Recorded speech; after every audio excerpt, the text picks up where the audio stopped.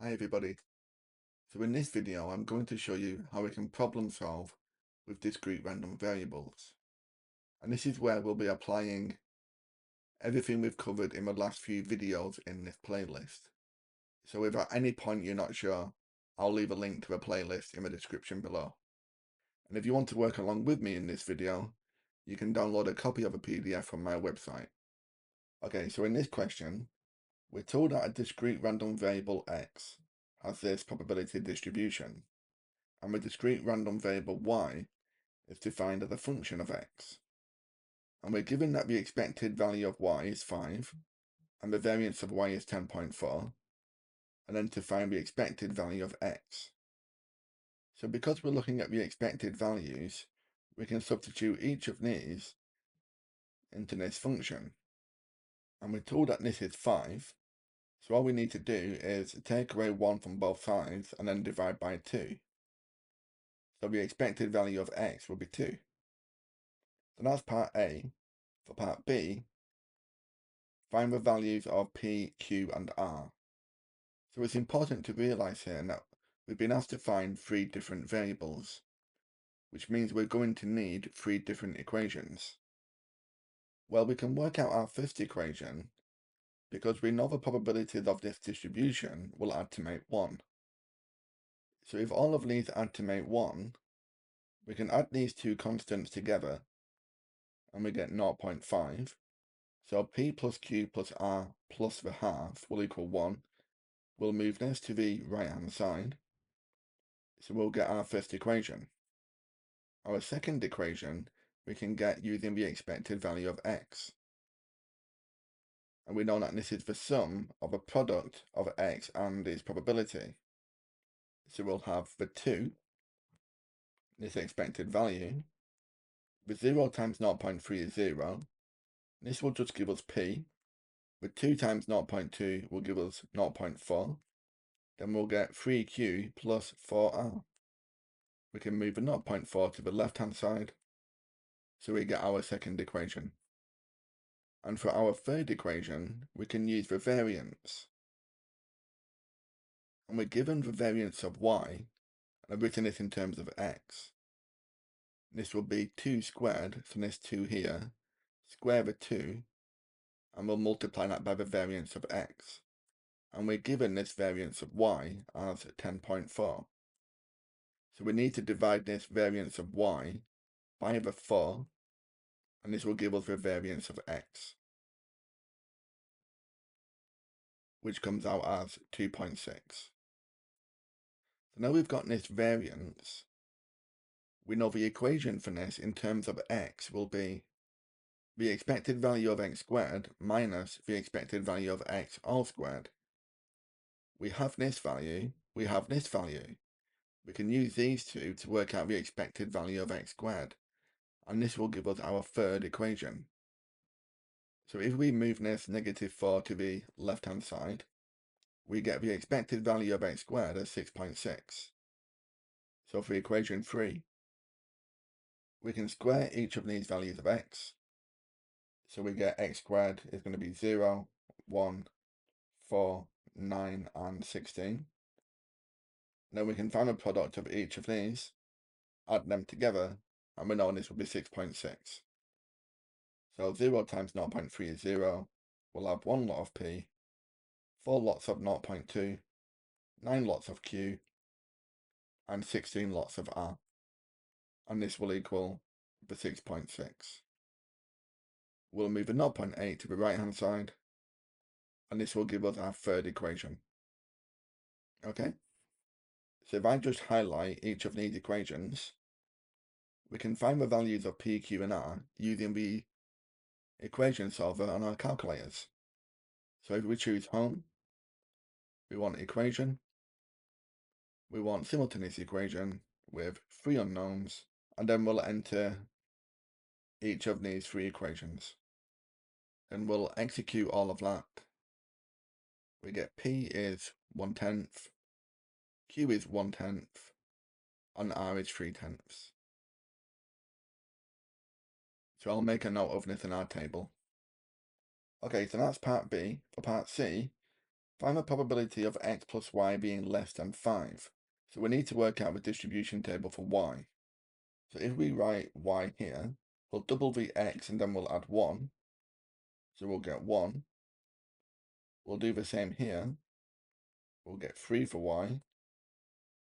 We'll do the same for each of these. And we get 5, 7, and 9. So then we need x plus y to be less than 5. Well, the 0 plus 1 is less than 5. So we'll include this outcome. 1 plus 3 is less than 5. We'll include this one. But 2 plus 5 is 7. So we won't include this one. We won't include the 10 or the 13. So the probability of x plus y being less than 5 will be this outcome, which is 0.3, or this outcome, which is 0.1. So this will give us a probability of 0.4. Okay? Let's try one more question. Okay, so in this question, we're told that the discrete random variable w has this distribution, and that the discrete random variable z is given as a function of w. We're told that the expected value of z is 1.4, and the variance of z is 51.84. We've been asked to work out questions A, B, and C. So using the PDF, which you can download from my website, do you want to try this question yourself?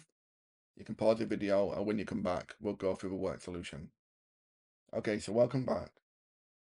So this is very similar to the previous question. We can work out the expected value of w by substituting the expected value of z and this into here. And then we'll solve this equation. We'll add 1 to both sides and divide by 3. So the expected value of w is 0.8. For part B, we know we're going to need 3 equations. So we'll say equation 1 will be the fact that needs that up to 1. Equation 2 will use the expected value of w. And for equation 3, we'll use the expected value of w squared. So the first thing I'm going to do now is work this out using a variance. Using this function, we know the variance of z will be the 3 squared times the variance of w. And we're given the variance of z is 51.84. So we'll divide this by the 9, and we get the variance of w as 5.76. Then we can use this equation to work out the expected value of x squared. We'll substitute this into here, and this into here. Then we'll move a negative 0.8 squared to the left-hand side, and we get the expected value of x squared as 6.4. Okay, so now I've got the expected value of x squared. We'll come back to this when we're working out equation 3. If we go back to equation 1, we can work this out by adding up all of these probabilities, because we know they'll have a total of 1. So then if we move this 0.2 to the right-hand side, this will be equal to 0.8. And that's our first equation. For equation 2, we can work out the expected value of w. I'll do this over here. We'll add up each of these products. We'll get the negative 3a plus the 5a.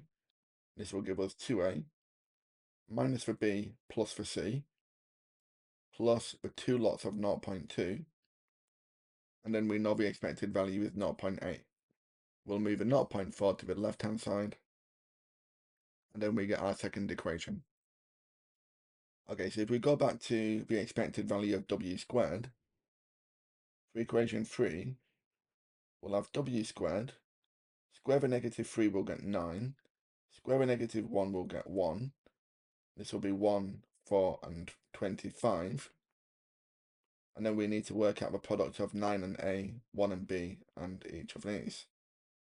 So when we add the 9a plus the 25a, we'll get 34a plus the b plus the c plus the 0.8.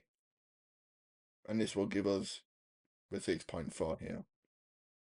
And then we'll just move the 0.8 to the right-hand side. And this will give us our third equation. So all we need to do now is enter these equations into our calculator using the equation solver. So we'll have 2a plus 1b, 1c at the constant of 0.8.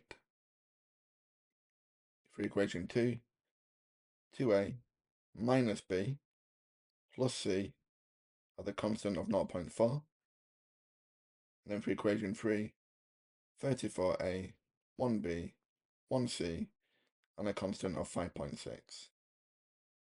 We'll execute that. We'll get a is 3/20, b is 1/5, and c is 3/10. So that's part B. And then for part C, we need to work out the distribution for z. So we'll multiply each of these values of w by 3, and then we'll take away the 1. And then we're asked for a probability of w being less than z. Well, -3 is greater than -10, and -1 is greater than -4. But this 1 is less than the 2. So we'll include this outcome. The 2 is less than the 5. We'll include this outcome.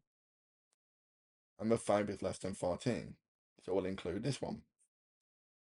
So all we need to do then is to add up each of these corresponding probabilities. We know that C is 3/10, A is 3/20. So we'll add up each of these and we get 13/20. Okay? Well, I hope that's given you a clearer idea on how we can problem solve with discrete random variables.